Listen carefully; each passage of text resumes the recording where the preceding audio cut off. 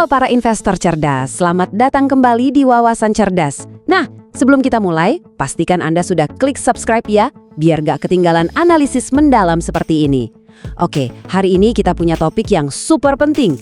IHSG kita memang berhasil lolos dari skenario kiamat MSCI. Tapi, tunggu dulu ceritanya belum selesai. Justru sekarang ada target baru yang sedang diincar. Mari kita bongkar sama-sama. Oke, jadi gini, mungkin banyak dari kita yang udah lega, mikir pasar kita aman setelah nyaris jatuh ke jurang ancaman MSCI. Tapi ternyata nggak sesederhana itu. Bahayanya belum benar-benar hilang loh. Ancaman itu cuma ganti wujud, dan sekarang dia mengarah langsung ke beberapa saham raksasa. Ya, saham-saham yang mungkin banget ada di portofolio Anda saat ini. Supaya kita semua paham konteksnya, kita perlu mundur sedikit kembali ke akar masalahnya. Jadi, sejak Januari kemarin, ada ancaman sistemik yang membayangi pasar kita. Dan ini bukan sekedar soal koreksi biasa ya, ini adalah risiko nyata IHSG turun kasta. Coba bayangkan deh, turun kasta dari emerging market ke frontier market itu bukan cuma ganti label. Ini tuh skenario kiamat kecil buat pasar modal kita. Kenapa? Karena ini bisa memicu eksodus dana asing besar-besaran, likuiditas pasar bisa langsung kering, dan yang paling parah, kepercayaan investor institusi global bisa hancur dalam sekejap. Serem kan? Tapi untungnya di saat-saat paling genting, skenario kiamat itu berhasil digagalkan. Dan ini semua berkat manuver penyelamatan yang super cepat dan taktis dari para otoritas keuangan kita. Jadi, otoritas kita nggak tinggal diam. Mereka langsung mengeluarkan 2 jurus andalan. Pertama, mereka memaksa keterbukaan data kepemilikan saham di atas 1%. Ini ibaratnya seperti menyalakan lampu terang di ruangan yang tadinya remang-remang. Kedua, mereka secara resmi merilis daftar saham dengan konsentrasi kepemilikan tinggi atau HSC. Intinya mereka nunjukin ke MSCI, hey, kami serius soal transparansi. Nah, langkah brilian ini berhasil meredam ancaman terbesar itu. Risiko downgrade IHSG sekarang cuma dianggap sebagai tail risk atau gampangnya risiko dengan kemungkinan yang sangat kecil. Kemenangan besar kan? Well, ternyata tidak secepat itu. Nah, disinilah ceritanya jadi makin menarik.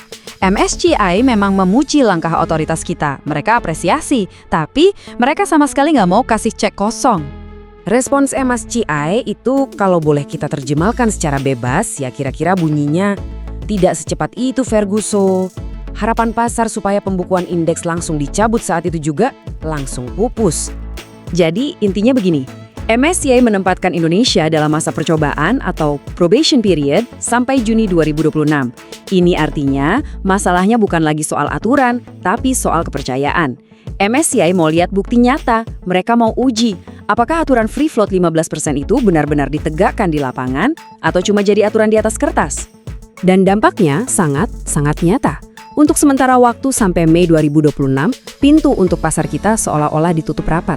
Nggak ada kenaikan bobot untuk saham yang sudah ada, nggak ada saham baru yang bisa masuk ke indeks. Dan saham-saham seperti Bumi atau Adro yang berharap bisa naik kelas, ya harus sabar dulu.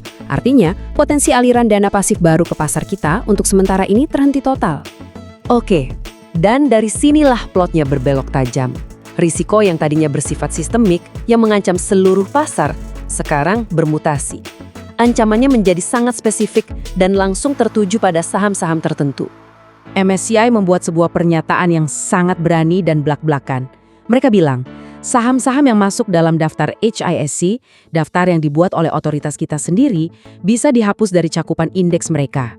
Ini pada dasarnya seperti sebuah deklarasi. Oke, Anda sudah membuat daftarnya, sekarang kami akan gunakan daftar itu untuk bertindak. Sekarang, coba perhatikan baik-baik. Dari daftar HSC yang sudah dirilis, ada 2 nama yang langsung jadi sorotan utama, Brand dan DSSA. Kenapa mereka? Karena keduanya adalah konstituen aktif di indeks MSCI. Artinya, mereka tidak hanya masuk dalam daftar pantau, tapi mereka sekarang berada di bawah ancaman eksekusi langsung. Dan kalau sampai sebuah saham dikeluarkan, hukumannya nggak main-main. Saham itu harus masuk karantina wajib selama 12 bulan penuh. Bayangkan, setahun penuh terkunci di luar radar investor global. Bahkan sebelum bisa dipertimbangkan untuk masuk kembali. Ini pukulan telak. Nah, inilah ironi terbesarnya. Sementara IHSG sebagai sebuah indeks berhasil kita selamatkan, beberapa saham raksasanya justru sekarang berada di death row. Mereka sedang bersiap menghadapi potensi tekanan jual yang masif dari dana-dana pasif global yang mau tidak mau harus mengikuti komposisi indeks MSCI. Di segmen berikutnya, kita akan bedah lebih dalam lagi daftar hitam ini. Saham mana saja yang paling berisiko, bagaimana potensinya, dan yang paling penting, apa dampaknya untuk portofolio Anda. Jadi jangan kemana-mana. Oke, kita langsung aja bahas topik yang lagi panas banget. Buat kita semua yang jadi investor di bursa, ngerti apa yang terjadi ini, wah itu krusial banget. Ini bukan cuma berita biasa, tapi ini anatomi lengkap gimana satu aturan baru bisa bikin badai triliunan rupiah yang ngeguncang pasar. Yuk kita mulai. Saya tahu kok, pasti banyak dari kita yang lagi deg-degan lihat portofolio merah. Tapi justru di momen kayak gini kita harus tetap tenang dan jernih mikirnya. Pembahasan kali ini bukan buat nakut-nakutin, sama sekali bukan. Justru ini buat ngasih Anda semacam peta dan kompas biar bisa lebih pede waktu ngelewatin pasar yang lagi gonjang-ganjing guys sekarang. Jadi semuanya ini berawal dari satu langkah strategis. Bursa Efek Indonesia atau BEI itu pengen naik kelas. Mereka mau nunjukin ke raksasa indeks dunia MSCI kalau mereka serius. Caranya yaitu dengan ngerilis sebuah daftar baru yang ternyata dampaknya luar biasa. Nah, kuncinya di sini nih. BEI bikin kategori baru namanya High Shareholding Concentration atau HSC. Simpelnya, ini tuh label buat saham-saham yang pemiliknya cuma segelintir orang aja. Ini bisa berarti sahamnya jadi nggak liquid dan ya rawan digoreng. Ini sebenarnya bagian dari upaya transparansi buat nunjukin ke dunia kalau bursa kita serius mau berbenah. Dan di dalam daftar HSC itu ada 2 nama yang langsung jadi pusat perhatian. Coba lihat, ada brand dengan konsentrasi 97,31% dan DSSA 95,76%. Angkanya tinggi banget kan? Nah, kenapa ini jadi masalah besar? Soalnya mereka berdua ini bukan emiten sembarangan. Mereka adalah anggota aktif di indeks MSCI. Dan disinilah bom waktunya mulai berdetak. Kalau langkah BEI tadi itu domino pertama, nah reaksi MSCI ini domino kedua yang jatuhnya jauh lebih kencang dari dugaan semua orang. Mereka nggak pakai basa-basi sama sekali. MSCI sama sekali nggak ngasih ruang buat negosiasi. Pernyataan mereka itu tegas dan jelas banget.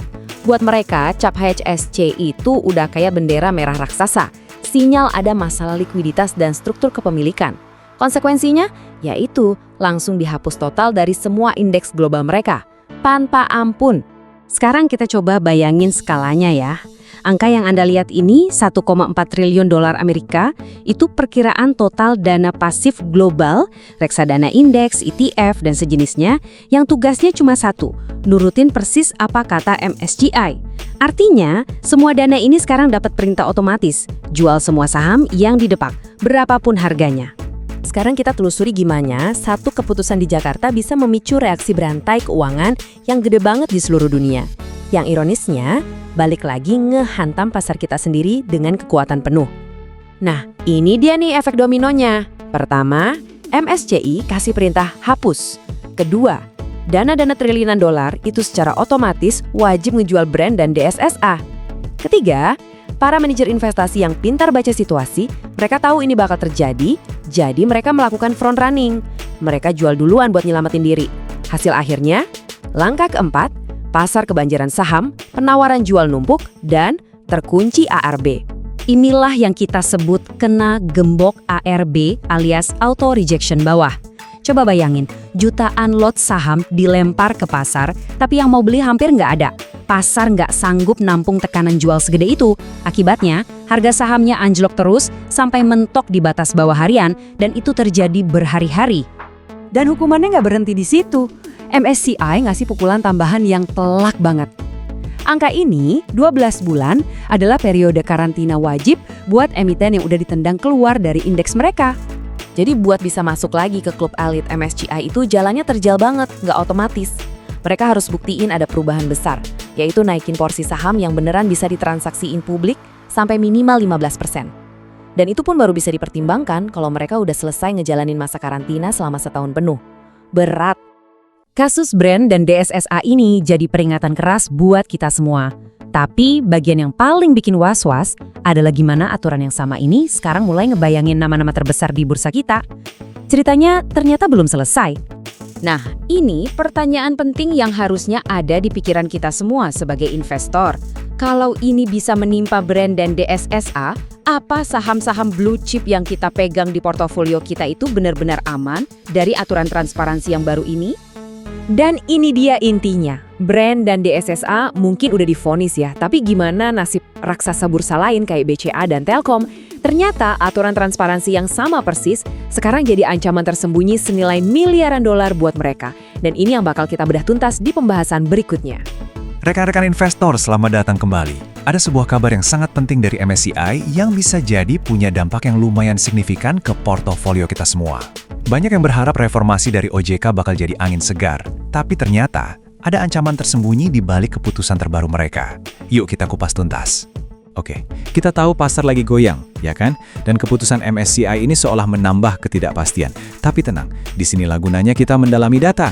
Dengan pengetahuan yang tepat, kita bisa menavigasi badai ini dengan lebih percaya diri.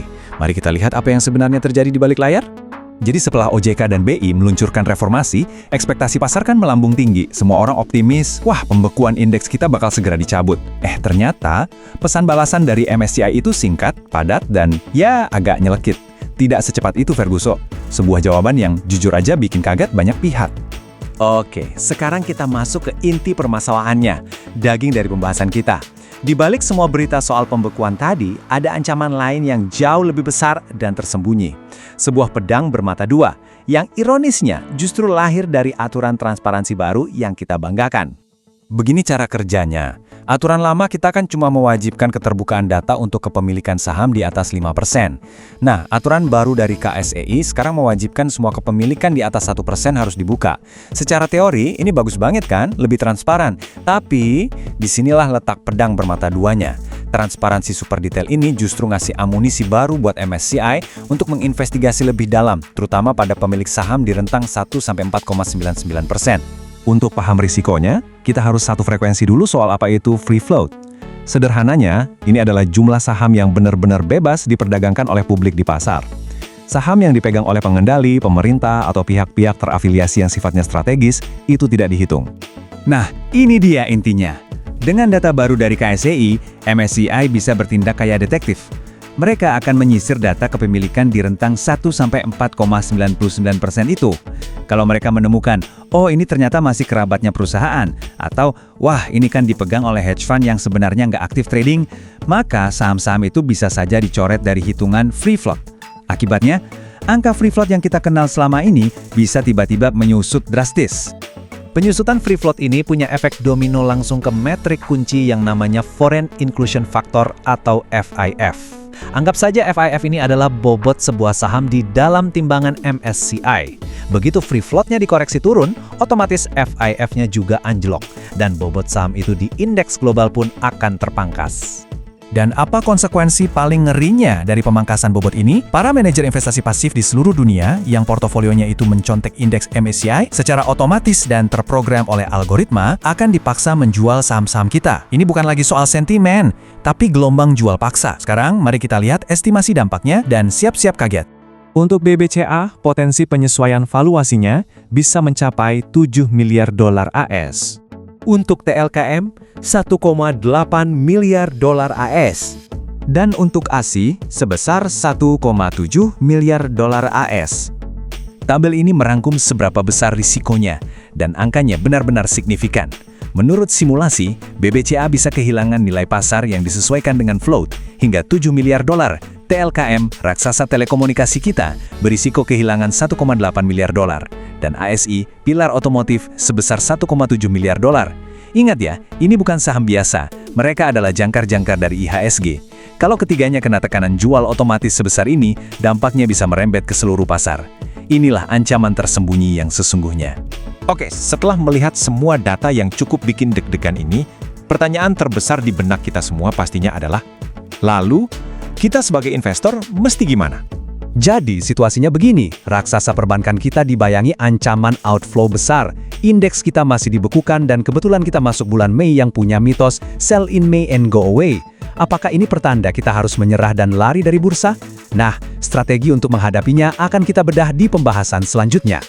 Keputusan MSCI soal IHSG baru-baru ini, Ya, bikin banyak dari kita jadi garuk-garuk kepala kan? Sebenarnya apa sih dampaknya? Dan yang lebih penting lagi, kita sebagai investor harus gimana? Nah, ayo kita bedah bareng-bareng supaya kita bisa lihat situasinya lebih jernih. Saya tahu, belakangan ini pasar rasanya berat banget. Kayak kita lagi jalan di tempat, mau maju susah. Tapi, percaya deh, di setiap kondisi yang buntu kayak gini, pasti ada celah peluang. Tugas kita sekarang adalah cari celah itu bareng-bareng.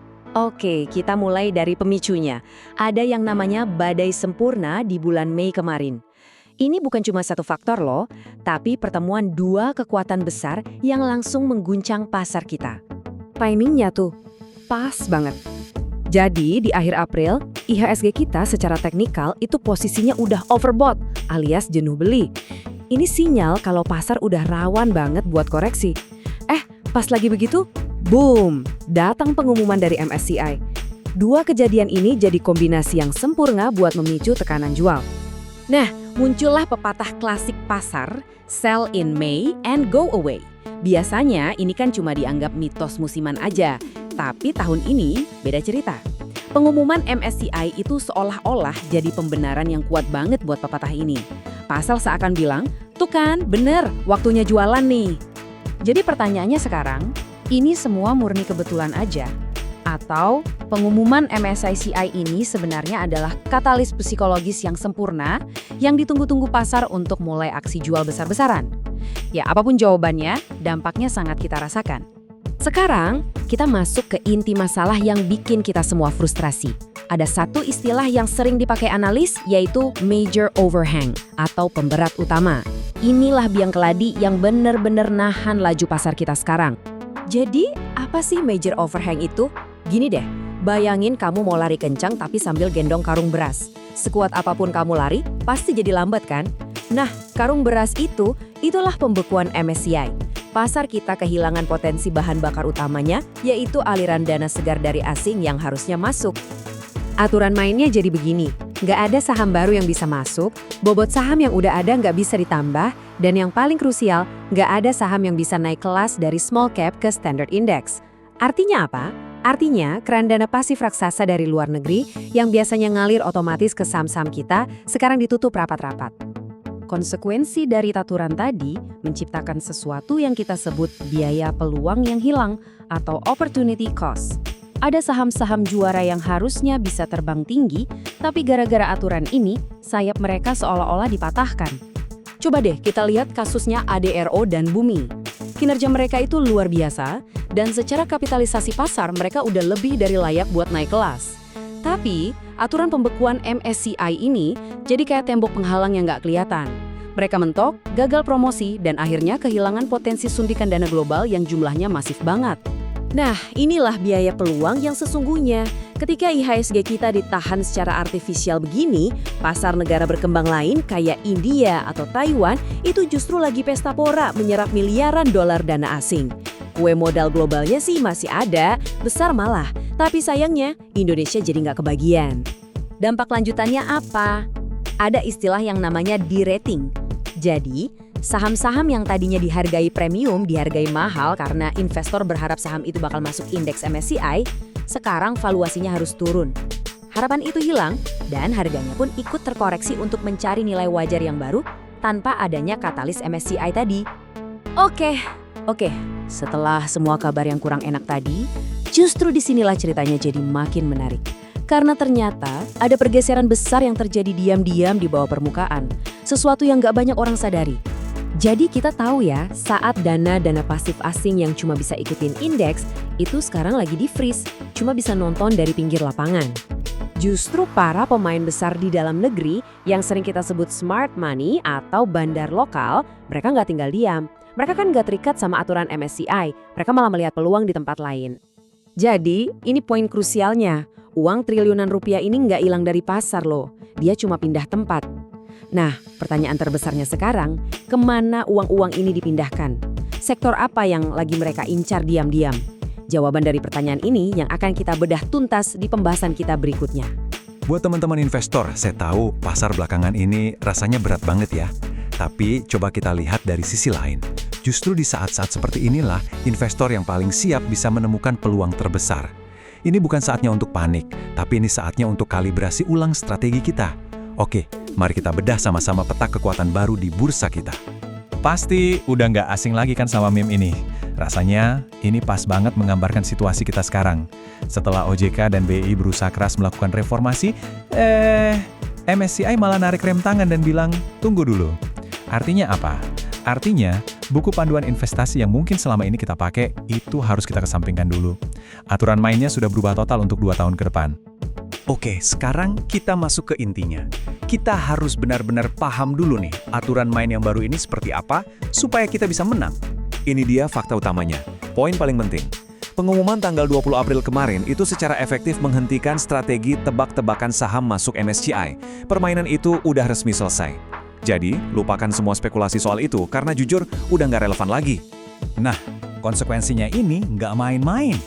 Nggak akan ada aliran dana pasif baru yang otomatis masuk buat ngangkat saham-saham yang kita harapkan. Bobot Indonesia di panggung global juga jadi mandek. Dan yang paling bahaya, justru muncul resiko baru. Beberapa saham malah bisa ditendang keluar dari indeks. Wah, ini serius. Nah, ini dia bagian paling krusial dari pembahasan kita hari ini. Pembekuan ini, tanpa kita sadari, memicu sebuah kudeta, semacam perebutan kekuasaan di dalam IHSG. Ini dia perubahan rejimnya.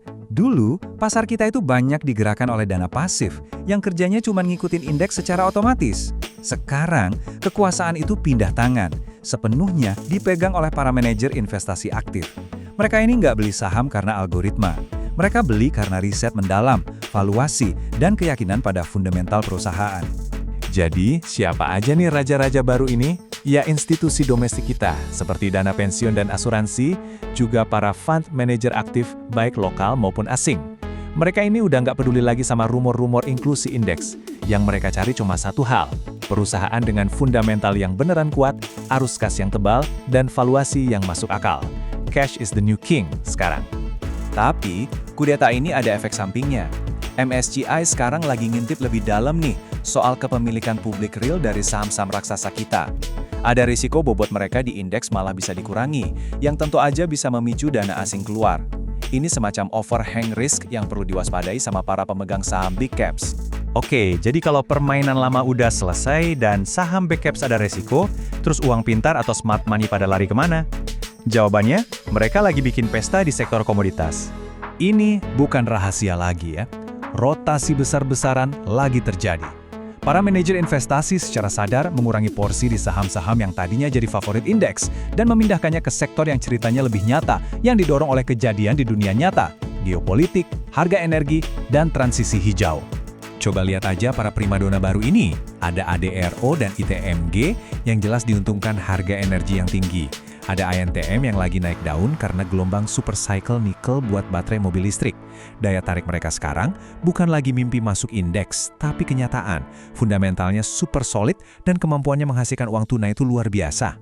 Dan di dalam pesta komoditas ini ada satu menu andalan yang bisa jadi pelindung portofolio kita saat pasar lagi begini-begini aja.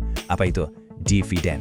Gampangnya gini, dividen yield itu adalah cuan dalam bentuk tunai yang langsung masuk ke rekening kita. Cuma dengan modal megang sahamnya aja. Ini imbal hasil yang real, bukan sekedar potensi kenaikan harga di atas kertas. Dan angkanya ini bukan kaleng-kaleng. Banyak loh saham di sektor komoditas yang saat ini nawarin yield di atas 8% setahun. Coba deh bandingin sama bunga deposito. Ini bisa jadi aliran pendapatan pasif yang kuat banget. Nah, ini dia poin kuncinya. Waktu IHSG lagi sideways dan susah nyari capital gain, dividen yang besar itu berfungsi kayak bantalan cuan. Ini bukan sekadar bonus, tapi ini adalah sabuk pengaman yang melindungi nilai portofolio kita sambil nunggu pasar kembali bergairah. Oke, dari semua analisis tadi, terus apa dong langkah konkret yang bisa kita ambil? Yuk kita rangkum jadi sebuah panduan strategis yang jelas. Cukup 3 langkah simpel ini. Pertama, jadi lebih hati-hati sama saham big caps karena ada risiko tadi. Kedua, ikuti aja aliran smart money, lakukan rotasi ke sektor komoditas. Dan yang ketiga, jadikan dividen yield yang tinggi sebagai salah satu kriteria utama kita dalam milih saham. Nah, ini pertanyaan refleksi buat kita semua malam ini. Apakah portofolio kita masih nyangkut di aturan main yang lama? Atau kita udah siap beradaptasi dengan peta kekuatan yang baru ini? Dan tentunya, selalu ingat ya kalau pembahasan kita ini tujuannya untuk edukasi dan berbagi perspektif. Ini sama sekali bukan perintah jual atau beli. Selalu lakukan riset mendalam Anda sendiri, karena pada akhirnya semua keputusan dan tanggung jawab investasi ada di tangan Anda masing-masing.